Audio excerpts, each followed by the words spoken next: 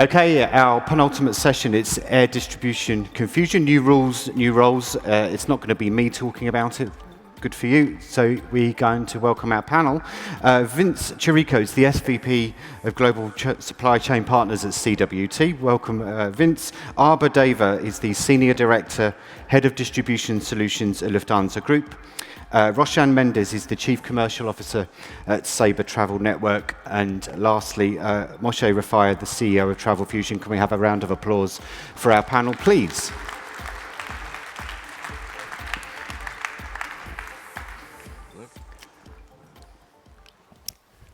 Okay, welcome.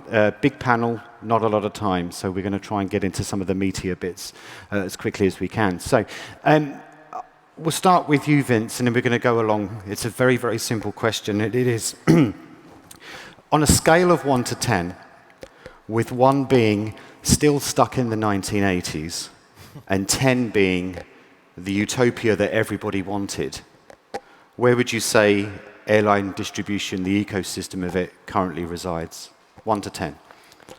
Well, I think, that's a loaded question. Yep. I think it really depends on whether you're talking about leisure, corporate, or both.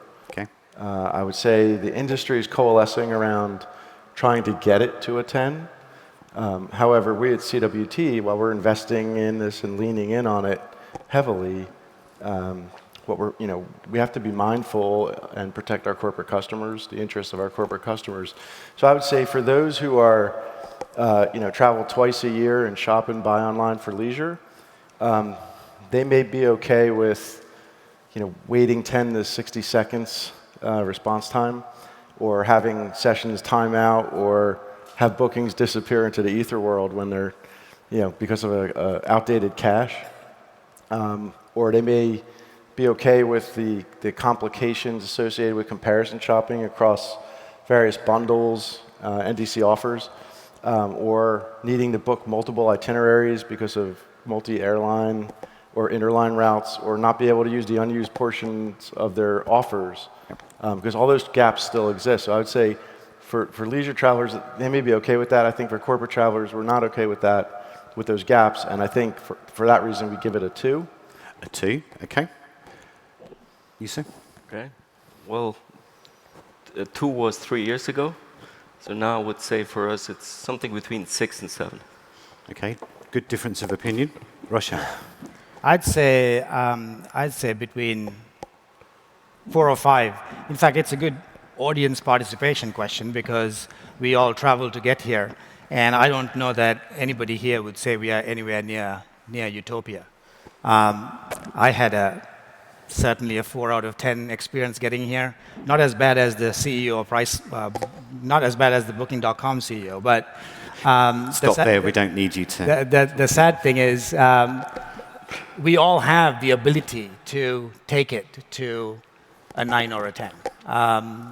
Certainly in my case, the trip could have been a 9 out of 10 if we together, the agency, the GDS, the airline, shared the things that could be shared and delivered me the personalized offering that is the promise of the new rules. Okay, so, Moshe, last but not least, 1 to 10.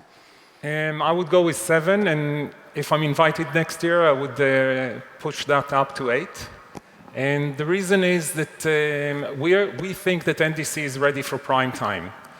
What we've done over the last 3 years is we've been working with Arber and his team and dozens of other airlines in enabling full-service carriers NDC channels.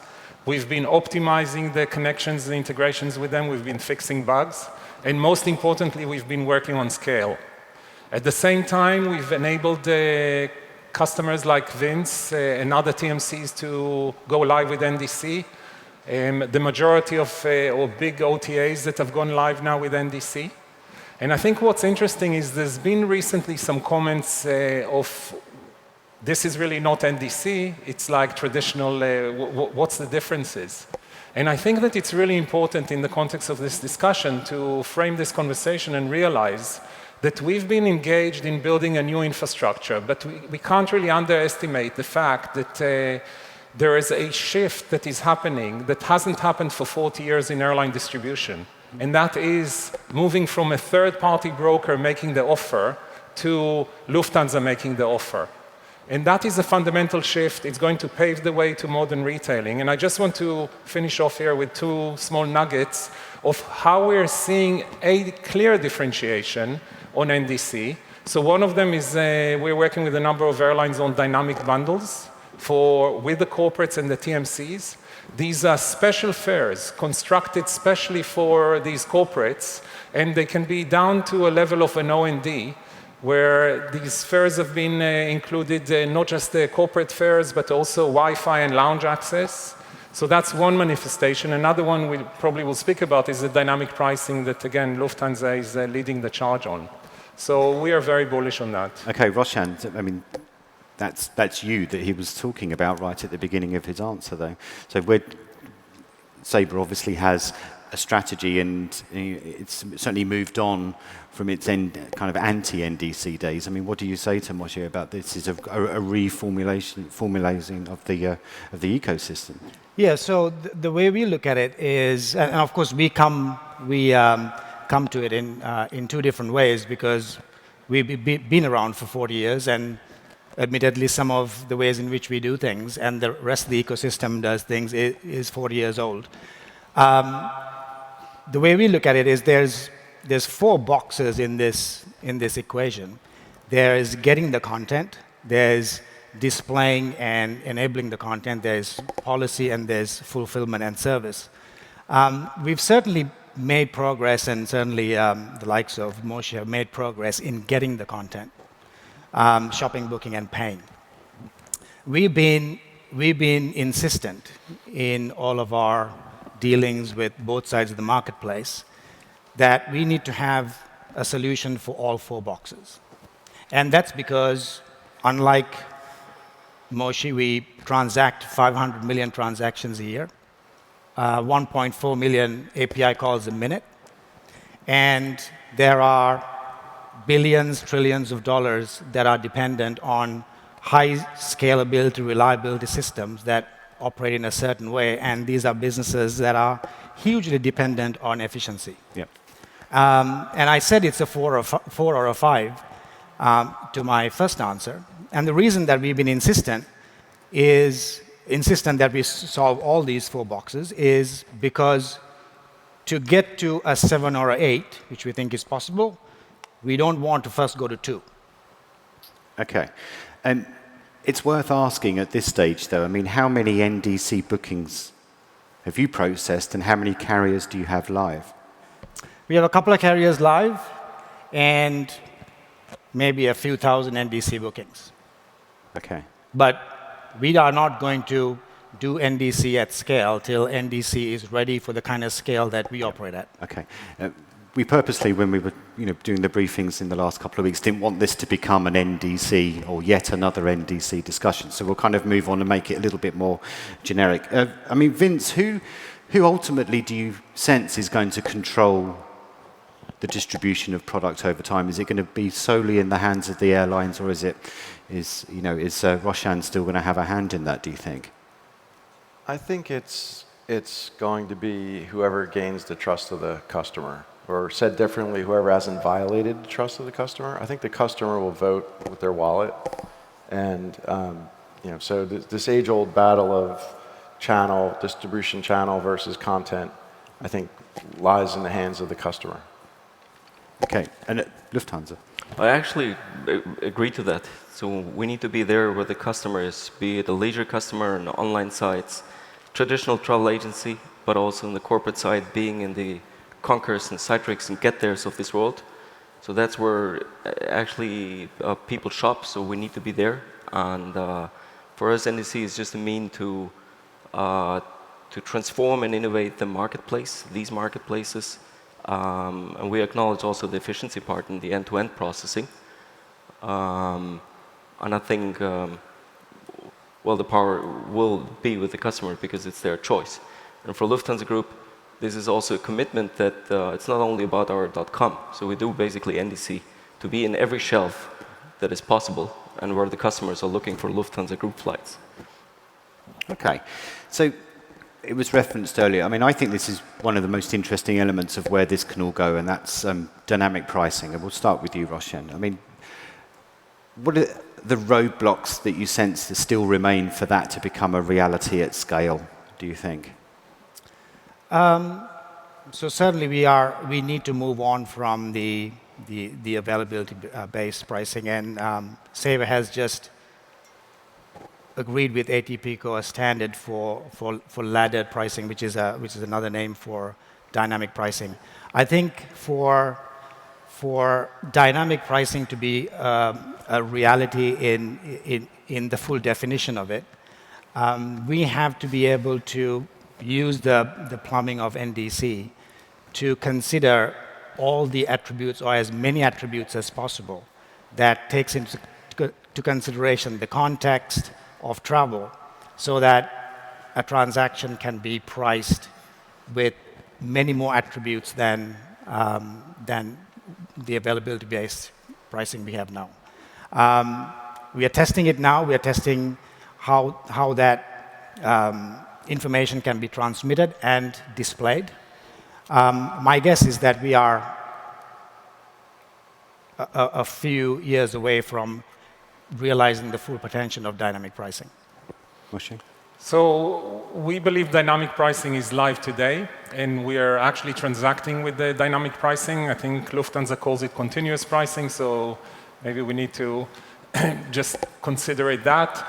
But the fact is that the pipes and the delivery systems are all in place. And really in this new world, we are relying on the airlines to make the offers. So if the airlines are able to actually progress and provide more scalability for every search request that we make to them, we are able to deliver that at scale to the customers. So I think for me, the main question mark on dynamic pricing is the industry, especially with the leisure and heavy websites with high load, is highly reliant on caching and airline shopping engines. But those will need to basically adapt and find a way of how do they get more dynamic. So there's going to be a very high number of calls made directly on the API systems. And that is the biggest question. Can the load actually be managed by Lufthansa? Do you think you can manage that, Arber? Sorry to... No, go ahead. Well, I hope so. We rely on some very good IT providers. I think the challenge is, as Moshe said, is indeed shopping, because you need to, there's less caching, you need to be very high performant there. And if the prices changes more often and continuous, you have to cater for that. And then it's in the fulfillment part. So we inherited as full service carrier systems that are built on our architecture from the 80s. So you can, until you have all the fulfillment, the reshop that you guys need, make sure in all of your systems in-house, and it doesn't matter if it's an agency fulfilling or your own .com, then in a second step. That's a challenge that takes a bit of time, but we're getting there. Okay, and Vince, on the dynamic pricing element, I mean, is that something, you know, they're all moving towards it, but you're at the other end where you're talking to corporates. Is it something that you sense that they want, or would they would rather have just a couple of standard fares for them to kind of, from a revenue management perspective, handle? So I think you need to be careful between delineating between dynamic pricing and personalized pricing. Right. That's the first thing. I think dynamic pricing, you know, and I started my career in the airline industry in revenue management.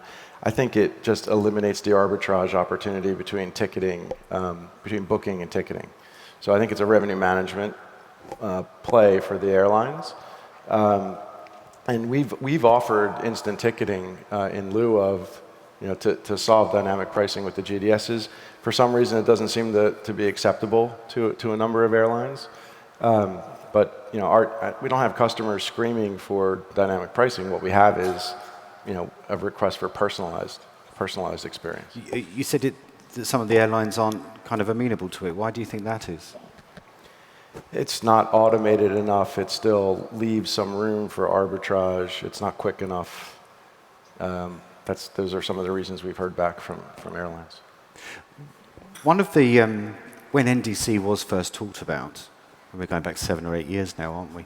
And it was a standard that was going to just open up everything and allow. I remember an IATA representative saying, this will be the thing that allows non-travel players to get involved. And Google was mentioned, and Amazon was mentioned, and other non-travel platforms.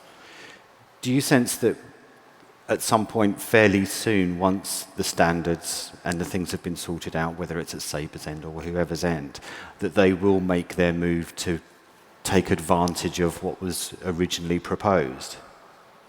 So I think that's really interesting. I mean, we're moving from a world where distribution was done in a very narrow way to a world where we're talking about aggregators now. But aggregators are one of the group of companies that can access the content. Of course, the GDS will access the aggregators, but people like Google and others can come and access directly, or many of the corporates can access directly. However, from our experience so far, we're live with 32 NDC carriers. I think that there is a utopia. The standard is a standard, but every IT company, I mean, if you look at the spectrum of the 32 airlines that we deal with, their API channels are run by about 7 different IT companies. And every implementation of the standard is done slightly different. So I think a role of an aggregator will actually increase. There may be some individual cases where people will decide to come directly, and I think that's already happening on Lufthansa and BA.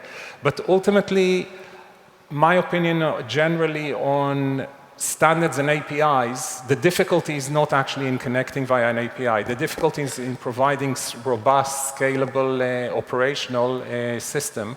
And that's what I think the aggregators do quite well. So Arber, Lufthansa did a deal with Google a little while ago. I mean, is that something that has been successful, that channel for getting customers or repeat customers? Well, Google is for us like a meta searcher, and we have also the SEO business that was discussed before. So I think it's one of the channels where customers are, and you have to be there. So. Yeah. Okay. And on the platforms subject, Vince. So repeat the question again. So, the standard that was created 6 years ago, there was a lot of talk about it would allow non-travel platforms to kind of rise to the surface and take control in perhaps ways they hadn't done before. Yeah, our position is we'd love to see, I haven't really seen that manifest in the way I think it was originally envisioned. We position ourselves as a platform offering for our customers. So, I think there's more to be done there. Okay, so Roshan, we don't have an awful lot of time left. I mean, are there new ways of selling air tickets that we haven't even realized yet? Absolutely. I think the way we sell air tickets now has not changed for a long, long time, even online. We have tried. I know I was involved in a project probably 10 years ago with Sabre and TRAVELfusion, where we were looking to sell travel that was much more thematic, much more experience-based. But ultimately, customer adoption was poor. So it's a really hard nut to crack. Even this week, I was speaking to a gentleman who's claiming he has cracked the nut on a very different way of selling travel and airline tickets. It's a very difficult nut to crack. But you can certainly imagine it being done much better and in a much more exciting way that is as exciting as travel can be. Shopping and booking, or maybe even getting there, isn't nearly as exciting as after you get there. Right. Can you give us a sense, if you may, of what that new way of selling tickets was? When we tried it you said you were talking to somebody that come up with a way. So it's the same concept. It's the same concept of being able to, instead of going origination and destination by date, it's shopping based on how much can you spend, what is the experience you want, how many days can you stay, how long do you want to be gone for, what is the distance you want to travel. And through a mix of AI and personalization, and knowing a lot more about the person than what's just entered into travel, the machine's able to tell you a set of options that you wouldn't have imagined yourself. I didn't personally see a demo of it, but I'm looking forward to seeing a demo of it. He has customer adoption in one country, India, so I'm looking forward to getting a look. Okay, Moshe, different ways of selling tickets or new ways that we haven't realized you sensed? Well, I would like, whenever I enter an appointment in my diary, for some robot to go around and sell it and to buy it for me. I'm sure there will be a lot of artificial intelligence work and personalization, but I can't really imagine at the moment what it's going to look like. Okay, and Vince, I mean, your way of selling tickets, you're acting on behalf of the corporates, but what other methods do you sense there could be? I think, look, we're incorporating chatbots and AI to pick off some of the simpler, more mundane transactions like cancellations, itineraries, things like that. I guess I envision a day when there's voice recognition. You could use, Google Assistant or any of that technology to buy your travel verbally with a machine. And Arber? Well, I actually don't know, but what is important for us is that we have an API there, and a lot of startups can play with it and develop new products, a new way of selling. And I personally think we will see a lot of innovation more in the fulfillment and disruption side. So one of the core issues for us is disruption, strikes, weather. I think there is a lot of space there for innovation. And that's why we foster all this, having the opportunity to let people try out with our flights and build new products. And presumably, the technical capability behind the scenes doesn't really matter. It's just a new interface. It would be another new form of ticket if it's voice or whatever. Well, I think that's where we went wrong many years ago. Is we thought it was just the interface. But I think to crack this nut in a proper way, it will have to be a much more ecosystem-wide change in how we address the desires of a traveler that may or may not be visible in a basic search that we can get visibility into through something like artificial intelligence. Okay, and last question, we'll see if we can get along the panel. I mean, Moshe, when we reach Utopia, the number 10 that we started with, those that are operating in the current ecosystem, obviously airlines are still going to exist. Who's going to still be standing and who potentially isn't going to still be standing? Or at least have the power that they currently do? I'm going to answer that diplomatically. I think all of us will be standing quite tall here. I think we'll all benefit from this move. Vince? I think it's going to require scale to keep up with the investment necessary for the pace of innovation. So whoever has scale will survive. Arber from Lufthansa? I'm with Moshe here, so I believe the four of us will stay. But you cannot travel without planes, that's for sure. Right, okay. Roshan, give us something controversial to end with. Yeah, so I think, well, first of all, there's no certainty, but there's relatively more certainty that, of course, there's going to be a traveler and a supplier, whether it's the supplier here or not, we don't know. And there's much more pressure on the intermediaries. So certainly that's Vince and myself. Our belief is that to improve our chances of being here whenever that day occurs, we need to work on the distribution side of the business as well as the technology side of the business. And that's why you see Sabre making the moves that it's making on the inorganic side as well as the organic side with our investments to make sure that we are actively moving the ecosystem forward. Okay, Vince, Arber, Roshan, and Moshe, thank you very much. Thank you very much, everybody. Give a kind of round of applause.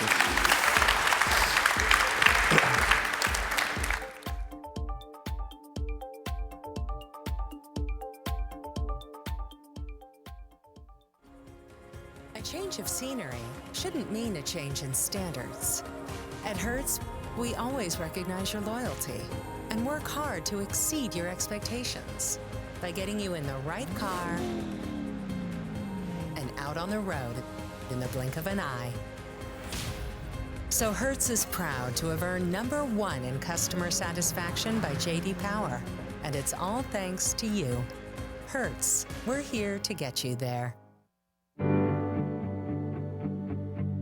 Kayak is a global tech company focused on making the online travel experience better. When people are searching for travel, if the site is really slow, they're going to go somewhere else. So for us, it's really, really important to get the results back to the user as quickly as possible. We need to have a content delivery network like Fastly to make sure that the content still gets there as quickly as possible. Fastly has a gigantic cache for a lot of static content, hotel images, JavaScript, CSS, stuff like that. That makes the experience for the user much faster to get that data.